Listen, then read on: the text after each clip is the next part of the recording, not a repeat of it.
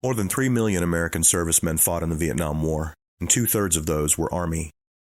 During the buildup, troops traveled to Southeast Asia with their units, just as they had in Korea and World War II, but unlike the men who fought in those wars, these guys didn't stay for the duration of the conflict.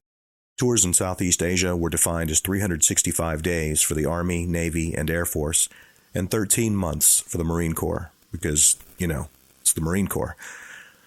These 12 or 13-month rotations meant that each branch needed a steady stream of troops to replace those who were killed in action, sent back home, or otherwise taken off the chessboard. Those replacements didn't get to travel as a cohesive unit. By and large, they arrived in Vietnam individually, often on commercial passenger jets. Once there, they had to be processed into the theater of war and assigned to a unit. Their first stop, a replacement battalion, otherwise known as a Repo Depot. Here's Jimmy Spencer describing his experience at the Repo Depot. The first time I set foot on the soil in Vietnam, I had the impression that there was no place on earth that I could be that was more foreign than where I came from. I suspect if I'd have been on the moon or Mars or something, it would have been okay, but it was just something that just sort of overwhelmed me. I was immediately taken from the airplane to a bus and sent to a replacement center where we were basically confined to a compound, and people were just stuffed in there. And what passed for leadership was a disembodied voice over a loudspeaker telling you that you were expected to report to the order room because you've been assigned to a unit. And I was there, I guess, for about 4 or 5 days before I got my first assignment, and it was not a very good way to start your tour. Life in the Repo Depot was defined, in part at least, by one big contradiction. On one hand, you might feel dehumanized, like you're just another unit being processed, one that might not even survive its intended use. On the other hand, you might find yourself overwhelmed by a swirl of feelings that are distinctly human. Feelings of duty, of longing, and of uncertainty.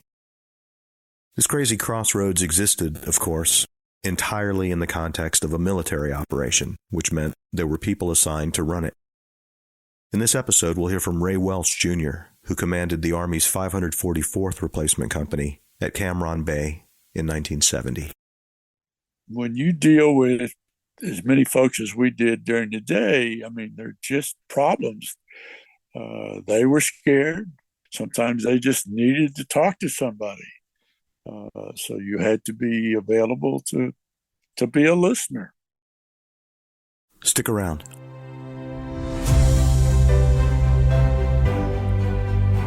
From the Vietnam Veterans Memorial Fund, founders of The Wall, this is Echoes of the Vietnam War.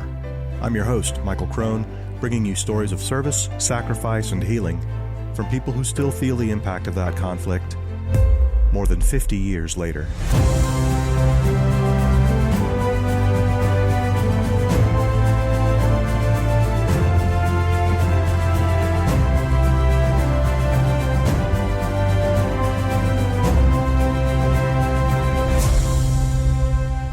This is episode 47, Repo Depot. Ray Welch, Jr. served 2 tours in Vietnam during the war. His first tour started in September of 1965 when he led a rifle platoon in the 1st Cavalry Division. In February of 1970, he returned to Vietnam for a second tour, this time as a captain on the list for promotion to major. While he waited for an opening at the next level, the Army parked him at the 544th Replacement Company in Cam Ranh Bay, where he served as the company commander for 2.5 months before being reassigned. More than 50 years later, his memories of those 10 weeks are still vivid. I was originally supposed to go back to the 1st Cav to the Adjutant General's office in the Personnel Service Division, Chief of Personnel Services Division. But the assignment was changed for whatever reason. And I wound up at Cam Ranh. I got assigned as the company commander of the 544th Replacement Company. The first time you went to Vietnam, you went as part of a unit that moved Cor- en masse to Vietnam. Correct. By this point in the war, guys are not coming in units anymore. They're coming in as individuals. That is correct. Your unit's job now at the replacement company is to process those individuals. Yes, sir. That's correct. Yeah, into the theater of war, essentially. The deployment of major units, had to be by sea, by ships, because of the large amount of personnel that were being moved and the need for various units. By mid 66, 67, there became the need for individual replacements because a tour of duty was 365 days, as opposed to Korea, of course, World War II. When you went in, you were there for the duration. But they had established, they being the Department of Defense, Department of the Army, that you would only do a 1 year tour. So, thus, the need for individual replacement. Now, in previous situations, uh, personnel were moved by boat because that was the largest, the quickest and easiest way to move people. But because of the lack of air superiority by the enemy, then it became feasible to introduce replacements in via air. And there were charter aircraft, usually DC-8s, stretch 8s, and those aircraft could handle anywhere from 204 to 210 or 12 passengers. Yeah, there were basically two entries for Army forces into South Vietnam. One was into Tan Son Nhut Air Force Base, where the 90th Replacement Battalion originated. In the early days of the war, it was Camp Alpha and later redesignated 90th Replacement.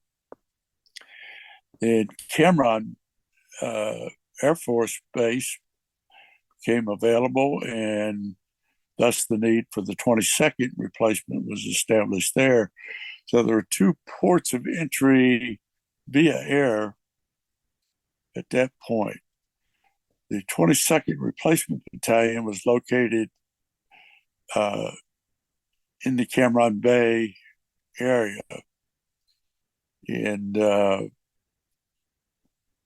flight schedules were maintained, and most of our planes incoming were coming in from Fort Lewis, Seattle, Washington area. And we would get anywhere from 3 to 8 aircraft a day. Now, the battalion basically had several companies. The 544th processed all E1 through E6 incoming in the country. There was another replacement company, and they processed all E1 through E6 outgoing or returning back to the States. There was a third company that handled nothing but R&R, in country and out of country. There was a fourth replacement company that basically handled the officers and senior NCOs, E7 and above, coming in country and also departing out of country. There was also a headquarters company that provided personnel that made up the various staff agencies within the battalion. The one that you were assigned to was the E1 to E6 incoming? Correct. Okay. And your role there, you were the company commander? I was the company commander. Uh, One of the things that we also were responsible because of need for a contingent of replacements, we kept 100-man 11 Bravo, which is the basic infantry MOS uh, group of soldiers for about a week, 2 weeks, depending on arrivals. Basically, we kept them as a guard force, but their primary mission was in the event of a mass casualty of a unit, we could, in fact, within a very, very short period of time, move these 100 men in as instant replacements for infantry. Uh, they basically performed guard duty in and around the battalion area, just to keep them trained. And most of the time, these were lower ranking enlisted men, E1 through E4, and it was to indoctrinate them a little bit about how to guard things. Now, also because of the need for defense of the Cameron Bay area, each unit that was there had a part of the defensive perimeter, which we also had to maintain, and I had to make sure that those defensive positions were organized properly and defended properly. I was there about maybe 2.5 months, and I really was overgrade for the assignment because I was on the promotion list to major, and so basically I got reassigned to Long Bend Post to the 29th General Support Group. Well, during that 2.5 months, are there particular incidents that stand out in your memory as being surprising or eye-opening in some way? There were two specific things that come to mind. The replacement battalion assignment was relatively secure. We were subject to being rocketed and so on. But I had to maintain a mess hall that was open 24/7 because the flights came at various times of the day. And so we had to feed these folks. In some cases, they hadn't eaten in some 11, 12 hours.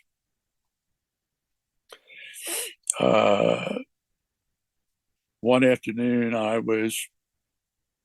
actually in the morning, I was wandering through the company area, checking, making sure things were what they were supposed to be. I went into the mess hall and into the administrative area, and I noticed a typewriter sitting there with a piece of paper in it, and no one was around. I just happened to start reading the letter. A young clerk for the mess hall was typing a letter to his parents, and he had written this horrible, letter about being attacked and how bad things were and so on, which was not really the truth. I found a sticky note, stuck it on, and said, "Please come see me."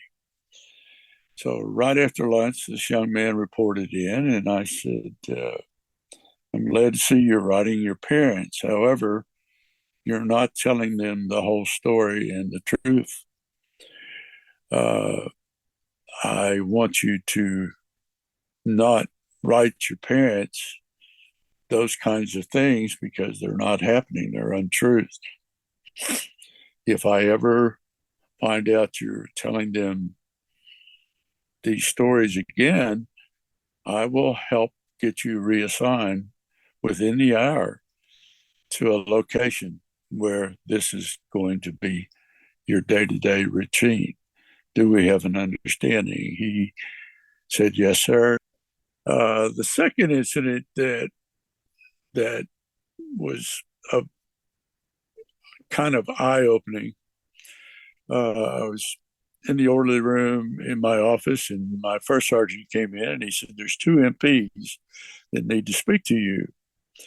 So I said, send them in. And conversation basically was that they wanted to apprehend a young man who had allegedly robbed a bank off the post at Fort Lewis. And he had gone back to the post, got on a plane, and was on the plane incoming as part of the replacements. They wanted to apprehend him at the plane, and I told them this was not a good idea, that it would be best if we brought him over to the company area. And our procedure was to have all the men line up, and then we would call them into the processing building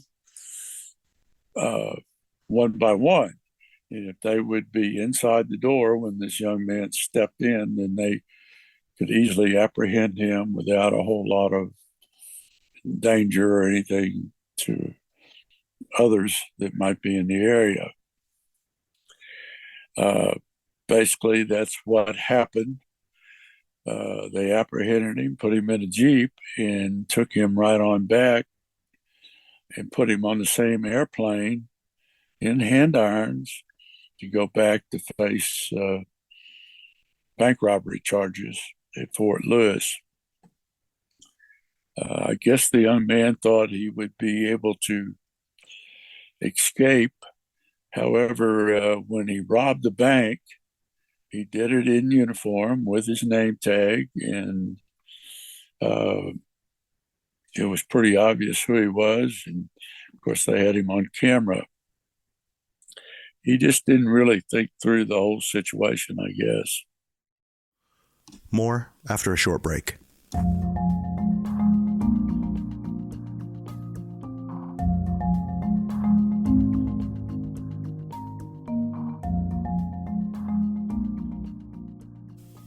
Can you feel it? That little tingle of excitement in the air?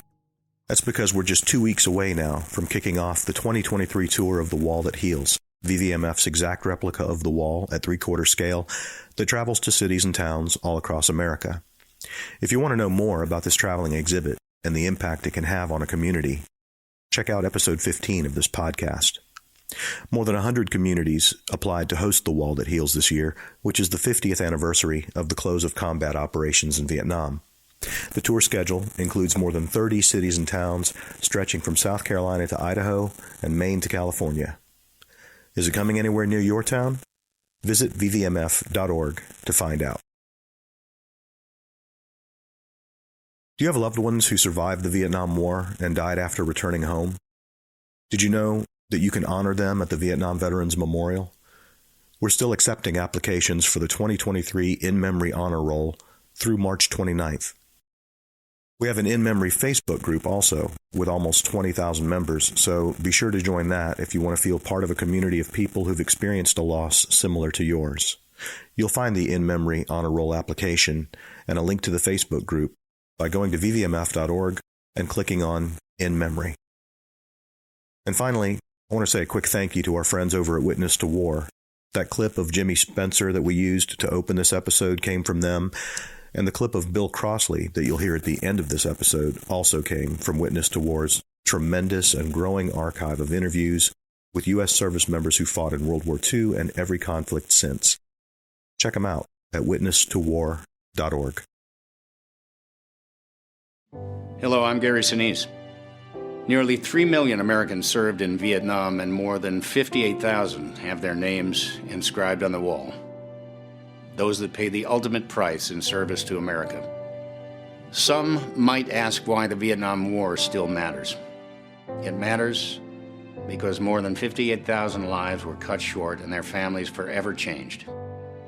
It matters because we should never forget how Vietnam veterans were treated when they came home. A lesson learned so that our current generation of veterans are treated with respect. The Vietnam Veterans Memorial Fund, the organization that built the wall, works to ensure that future generations will understand the war's impact. I'm asking you to help keep the promise the wall was built on. Never forget. Visit vvmf.org to find out how you can get involved.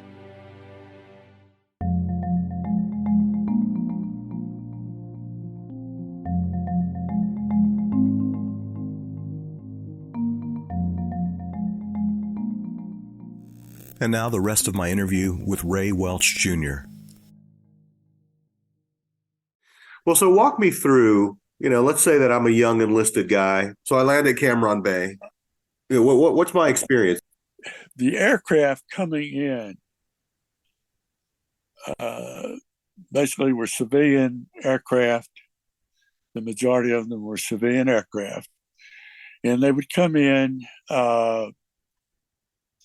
they would fuel sometimes in Japan, Guam, various places. But they only came in with a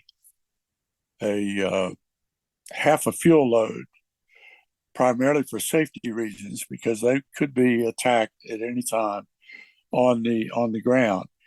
And they only wanted to spend minimum time on the ground. So when a flight landed, you're basically looking at about a 30-minute window maximum that aircraft was going to stay on the ground. As soon as it landed, it came to a standstill. Baggage was offloaded. Those that were on the plane that were incoming got off the plane. There was also a contingent of people who were returning back to stateside on their DEROs. And those folks their baggage would also be unloaded, plus they would be getting on the plane fairly quick. Those that were being, of course, offloaded would get on the buses that had brought those who were exiting the country, and they would be brought back to the 544th. That's the lower ranking enlisted. And we would form them up outside of our processing building. And then we would then move them into the building, and there were table and chairs for them to sit at and fill out various paperwork that would be collected, taken to our operations people, who then would check with U.S. Army Vietnam as to needs of military occupational skills, ranks, and so on, and gather assignments for these folks. And they would stay with us probably a minimum of 8 to 72 hours, depending upon their military occupational skills and rank and needs, and trying to find them appropriate assignments. Then we would then transport them back, usually over to the air base, where they would catch either C-130s, 123s, or helicopters as need be to get them to their next units.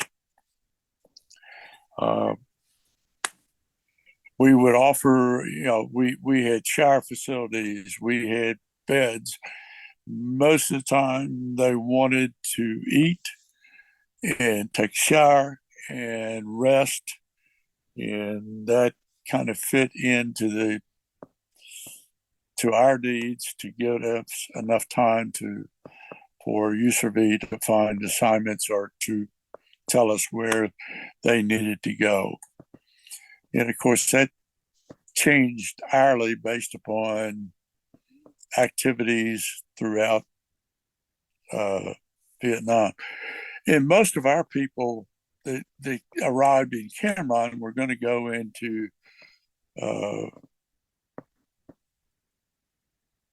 First and Second Corps, which was the two northern core areas of South Vietnam. If there was an assignment in Third and Fourth Corps, that normally would be filled by the 90th.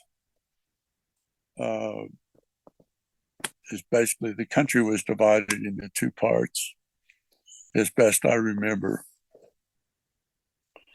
So your job is to, in a sense, to be sort of a matchmaker. You're sitting where the supply meets the demand. Well, actually, the battalion operations people did that.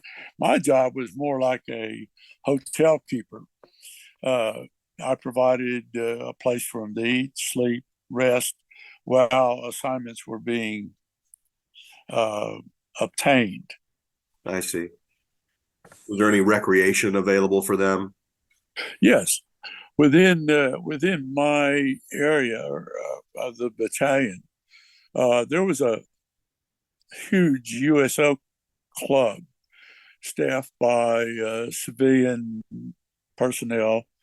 They had phones that you could call the States.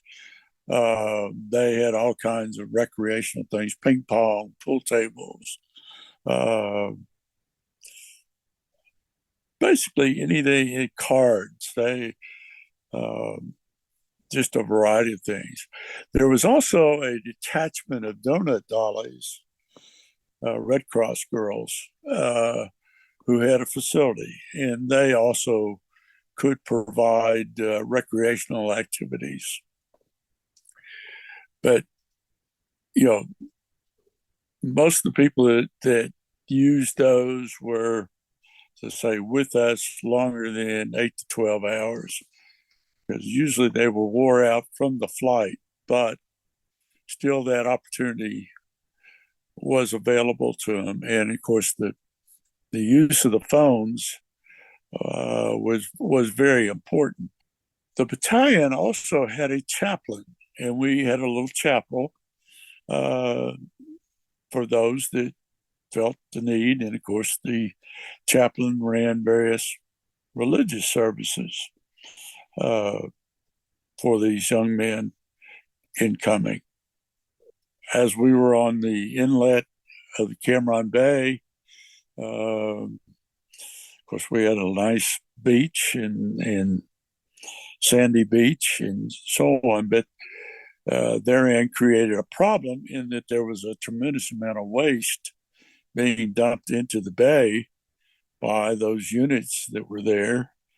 And sometimes we developed a little health hazard by swimming in the ocean. We also had a PX in our area, which was an interesting thing. I don't know if anybody's talked to you about the ration cards and various things that were rationed. No, not really. Every soldier entering the USRV was given a ration card, and you could buy so much, we call it Class 6, beverages, alcoholic beverages, so many bottles of alcohol in a month's time. There would be places for TVs and cameras, which were in very, very short supply, but in high demand. And in order to buy, you had to have a place to be punched on your ration card. Yeah, that was another thing that as these folks came in, all that had to be taken care of to make sure they got their ration card on those that were incoming. Uh, those that were leaving country on permanent assignment or reassignment, of course, their ration cards needed to be taken up and destroyed because otherwise they could be used for black market purposes. One of the things that had to be done with the incoming people is that all their U.S. currency had to be turned into military payment certificates.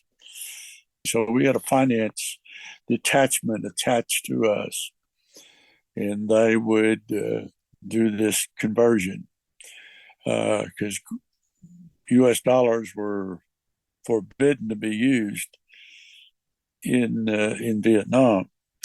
Now, if you were leaving country for any reason, obviously you had to convert your military payment certificates back into U.S. currency. What were some of the recurring issues that you had to manage? We had as I was telling you, we had this 100-man guard thing. And of course, there would be problems. Somebody go to sleep on guard duty.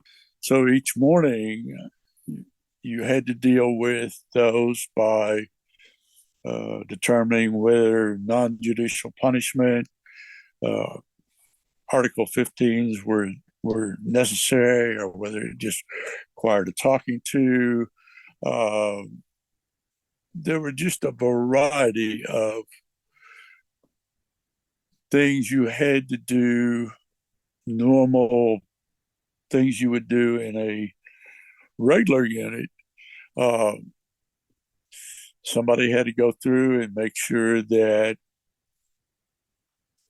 the shower room was in working order. If there was a plumbing issue, you had to make sure that it got fixed. Of course, we had to issue uniforms to these folks coming in, issue them jungle fatigues and boots and various and sundry things that they needed immediately upon arrival. When you deal with as many folks as we did during the day, I mean, they're just problems. Sometimes they just needed to talk to somebody. So you had to be available to be a listener. They were scared. You had to assure them that things were going to be all right. They didn't know what to expect, and you just tried to do your best to assure them that things were going to work out. It was a tough job, but it had to be done. The main thing is, keep them busy. Busy mind keeps the devil away. And, plus, you had your own cadre that you had to keep their morale up. But when you run basically 1,000 people a day through a facility, you've got to continually do maintenance, just wear and tear. So a thousand a day was about the rate of flow for you? Yes, sir. Yes, sir. Because anyway, I mean, you might get 3 flights today, you might get 9 flights tomorrow. Now, the operations people, of course, would get enough notice that they knew what was incoming. And of course, that dictated how many got sent home, that we could process that many seats for people to return back to the United States. Ray Welsh Jr. left active duty in 1981.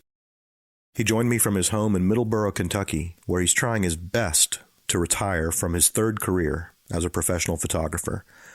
We're grateful that he shared his story with us. A quick editor's note. You heard Ray mention a military term, DEROS.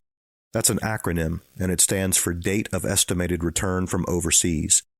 For the Army, Navy, and Air Force troops in Vietnam, it was set at 365 days from the time your Vietnam-bound transport left the United States. It can also be used as a verb, as you'll hear in the clip that follows. It's from Bill Crossley's interview with Witness to War, and it illustrates yet another way that Vietnam veterans changed things for the generations who followed them into service. You know, when I went to Vietnam in '67, it was an army of replacements at that time. There was no unit cohesion. All the guys who had trained together at Fort Sill and with the battalion and gone with the battalion, they were all gone. And the Army had the craziest, the dumbest personnel policy. They tried to leaven the units in such a way that not all the soldiers would be derosing. The 12 months wouldn't be up all at the same time. So they would yank soldiers out of units and put them into a different unit and then put new soldiers into the other unit. And there was absolutely no unit cohesion. And I assure you, when my generation got to be in a position where we could have a serious influence in the Army, we told them that has got to stop. Never, ever again. Soldiers fight for their buddies. And when you start screwing around with the buddy system, you're screwing around with the guts of the Army. Just don't ever do it again. All of us felt very, very strongly about that. It was a ridiculous way to run an Army. We should have trained together before launching into combat that way. Never again will the Army do that, I think. We'll be back in 2 weeks with more stories of service, sacrifice, and healing. We'll see you then.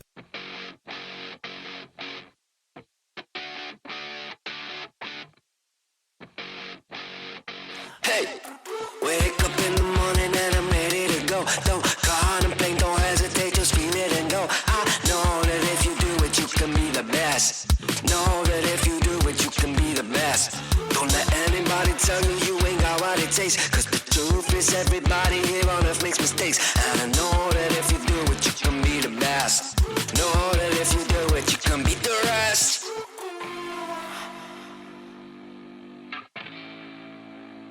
I believe in me.